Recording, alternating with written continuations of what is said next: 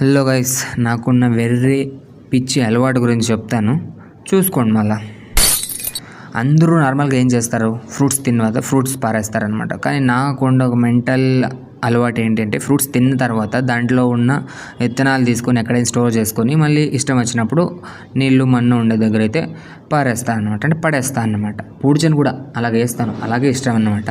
అలాగే మొలిచినవి ఈ fruit plants. మీకు ఈ ఫ్రూట్ పేరు తెలియాలంటే చూసుకోండి, కంప్లీట్గా చెప్తాను.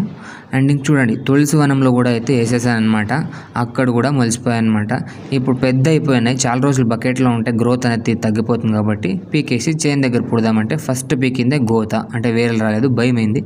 తర్వాత రెండు మూడు పెట్టుకొని పీకిన తర్వాత బాగా అన్ని వేర్లన్నీ వచ్చినాయి అనమాట. ఇవన్నీ తీసుకుపోయి చేను దగ్గర పూడుస్తాను. ఇంకా తులసి వనంలో ఉన్నాయి కదా, అవి కూడా పీకట్లేదు, ఇవి మాత్రమే పీకుతున్నాను. ఇవి తీసుకెళ్ళి చేను దగ్గర అయితే పుడుస్తాను. ఆ తులసి వనంలో ఉండేటివైతే ఎవరికైనా గార్డెనింగ్ అలా ఏమైనా ఇంట్రెస్టింగ్ ఉండే వాళ్ళకి ఎవరికైనా కావాలంటే చెప్పండి, మీరు తీసుకుపోవచ్చు ఫ్రీగానే, డబ్బులు గిబ్బులు ఏమి ఉండవు అన్నమాట. అండ్ ఇంకోటి ఏంటంటే, మీరు మన ఫాలోవర్ ఏంటే చేయాలన్నమాట. చూసుకోండి.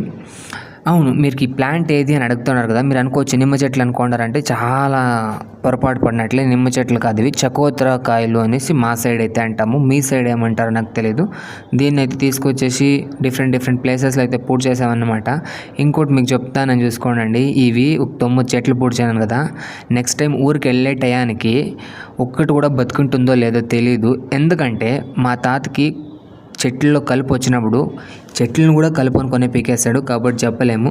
నెక్స్ట్ వీడియోలో దీన్ని సర్వైవ్ అయినా లేదని చెప్తాను. బాబాయ్, ఫాలో